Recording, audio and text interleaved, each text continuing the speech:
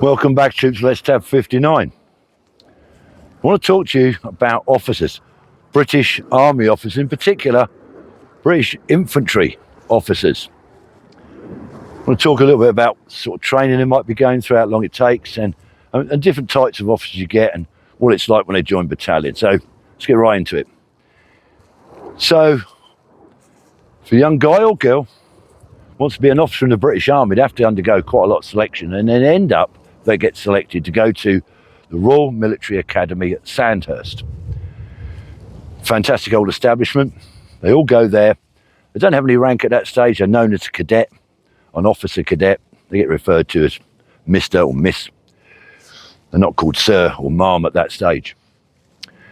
And they undergo, I think it's a 42, 43 week course, which is sort of split down into 3 14-week terms with leave and adventure training in between those terms. So they get a bit of leave, etc. Now, the instructors that they are under, the people that are teaching them at that Royal Military Academy Sandhurst, are probably the best instructors the British Army has to offer.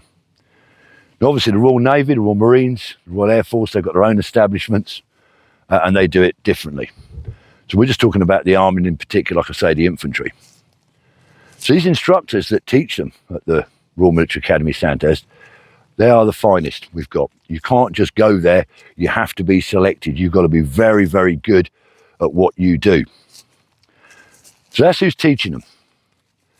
Now, at the end of that training, certainly as they're going through that training, they get their wish list, if you like, just like a soldier does going into the army, of where they want to go, what regiment, what cap badge, what corps or regiment they want to go into, cavalry, artillery, infantry, whatever it is. And they get interviewed, and if they're deemed suitable for that particular cap badge, they're lucky enough to get their first choice, they'll get it. Doesn't always work out that way. So they do their 42, 43 week course. Now, this is where I want to talk just about the infantry, because I don't know too much about the corps and the other regiments, what they do after Sandhurst, before the young officer, young lieutenant, second lieutenant, gets to his or her regiment, cap badge, battalion. What happens with the infantry officers, they then need to do a further 14-week course at our School of Infantry Tactical Wing down at Brecon, where they undergo the Platoon Commander's Battle Course. Now, I've spoken in previous videos about promotion courses in the infantry, where to go from Lance Corporal to Full Corporal, which is Section Commander, you need to attend Brecon, the same, and do the Section Commander's Battle Course. And when you want to go up from Full Corporal, 2 stripes, to 3 stripes to be a sergeant, a platoon sergeant, you need to undergo the Platoon Sergeant's Battle Course. And it's all battle tactics, all tactics, and a lot of it is in the field. Very arduous course. I don't know what the Platoon Commander's course is like, but I'm guessing it's in a similar standard. Now, a lot of people say, the officers are weaker, they get it easier.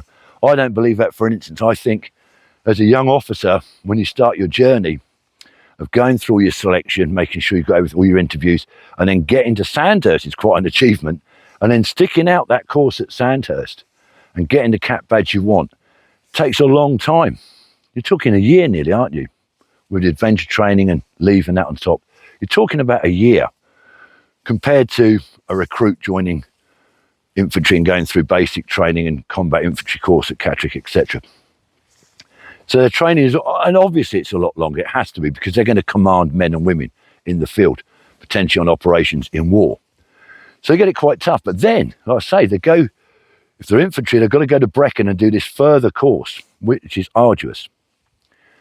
Now, again, the instructors at Brecon, at the School of Infantry at Brecon, are the top people. They are right up there. To be a Brecon instructor is something else. You're normally going to be going places. You're not going to be dead wood. If you're a Brecon instructor, you've made it, you've got there. For your 2-3 year posting, what is as an instructor at Brecon, you know your onions. You've been selected again. You can't just apply to be a Brecon instructor, if you like. I believe it used to be that when you've done your own Brecon course as a platoon sergeant, that you needed not only to pass the course, obviously, but you needed to pass with what is called a distinction. to a really high grade pass to even be eligible to go either to Sandhurst as a Sandhurst instructor, or indeed back to Brecon School of Infantry as a Brecon instructor, as we call them. So they've done their Sandhurst bit for almost a year when you put it all together. Then they're off for another 14 weeks bashing at Brecon in South Wales, up and down them mountains, all the kit on, getting smashed to bits there. Now that's that course they do, the Platoon Commander's Battle Course at Brecon. That's for dismounted close combat infantry, light rolled infantry. It's not armoured. If they're going to be joining an armoured battalion with Warrior or Ajax we've got, then they're going to have to go through that armoured course as well, which is about another 12, 13 weeks, something like that, on top of what they've just done. So by the time that young lieutenant, male or female nowadays, in the infantry, gets to their battalion, whether it's light rolled or whether it's armoured infantry, they've gone through a lot of training. Now, of course, if that particular officer is chosen and accepted to go into the parachute regiment, then on top of that, they've got to do P Company, where they train with ORs, other rank soldiers, people of different ranks. So it's not just an officer course. They're mixed in with the lads. So they've got that on top. And then, of course, after they've done P Company, they've then got to go off and do their jumps course to get their wings. So they're really going through the mill. But let's just talk about normal infantry, not the parachute regiment. Let's talk about normal infantry in the main. So when they get to your battalion, they're going to take over a platoon. They'll be expected to take over a platoon as a young platoon commander and command around 26 men. In an infantry platoon, we've got the platoon headquarters, where your platoon commander is, and platoon sergeant, all that. Then you've got 3 rifle sections of 8 men command, each 8-man section commanded by a full corporal. And a lance corporal is 2 IC, second in command of that section, of that rifle section. So it's a lot of responsibility. Now, hopefully, and I'm sure this does happen, all through that young officer's training at Sandhurst, and again, especially at Brecon, it's going to be drummed into them that when they get there, when they get their own platoon of 26 men in a rifle platoon, that they're going to have to lean and listen to their platoon sergeant, because the platoon sergeant of that platoon is going to be the most experienced man in that platoon. He's going to have years of experience, certainly over the platoon commander, and certainly should be over the men under his command in the platoon. So the platoon sergeant is the daddy of the platoon. Although he doesn't run the platoon, he's there doing all the administration. He's one bullet away from doing that job, so he knows the platoon commander's job anyway. He would have covered that platoon commander's job whilst he done his own platoon sergeant's battle course at Brecon. You get to do the platoon commander's role. So he knows that inside out. And a lot of times when a new platoon commander turns up, there might be a gap between the old one leaving and the new platoon commander arriving from all his training, or her training. So therefore, the chances are that the platoon may have been run for a number of months, or even a year or so, by the platoon sergeant. So the platoon sergeant would have stepped up and run that rifle platoon as the platoon commander. And he would probably have had one of his senior corporals acting as platoon sergeant. Now that may have been working fantastic. There's a platoon sergeant running it his way with his corporals, and it's all ticking along. Might have even been operations together. Then along comes this brand new lieutenant from training and takes over the platoon. But as I say, his instructors would have told him or her, listen to your platoon sergeant. Because if that platoon sergeant, and it could work both ways, if the platoon commander is a bit above his station and not listening to his platoon sergeant, the respect's not going to be there, the working relationship's not going to go there, and the thing that's going to suffer is the platoon itself, and that's dangerous in operation. So they've got to work together. But the platoon sergeant, because he's had the platoon for a number of months maybe, he's used to doing things his way. Along comes a new platoon commander, might want to do things slightly differently. And this is where this relationship between the platoon sergeant and the platoon commander is so vitally important. Because if they don't get on together, the platoon ain't going to work as a team. So it's vital that those two work their problems out. So that's basically a basic outline of our officers. Of course, on top of that, they're direct entry officers. They come straight out of Civvy Street normally. They may have been a reserve officer or had some TA or reserve training beforehand, but predominantly coming off the street, maybe from university, maybe not, and they've gone into the officer corps. But of course, what we've got as well is late entry officers, and that's where you get officers that have commissioned from the ranks. Now, I have heard of corporals going up that way, etc., but I'm talking about the late entry ones, which are the ones that are probably certainly a senior rank, more often than not a warrant officer, class 2 or class 1. And they've decided, remember, they're getting on a little bit in years sometimes, and they take a commission, and they start off normally very briefly as a full lieutenant, go to captain quite quickly, and normally end up as a major.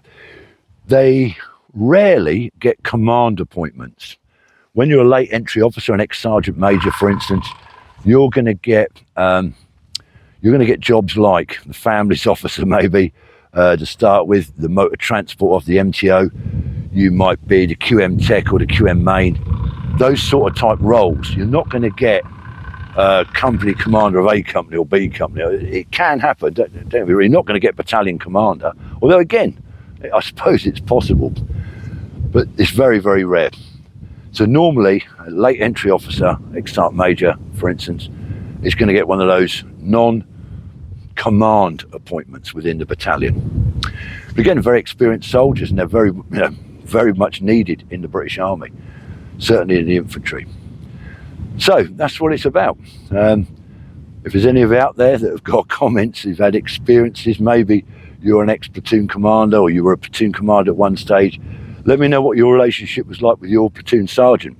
Was it a good one or a bad one? There's good and bad on both sides. And equally, if you're an ex-platoon sergeant or serving platoon sergeant, and you've had some funny experiences, some strange experiences with a brand new platoon commander. I know I have. When I was a platoon sergeant, I had some very strange run-ins with a couple of them over my time. I think I had about 3 platoon commanders while I was a platoon sergeant.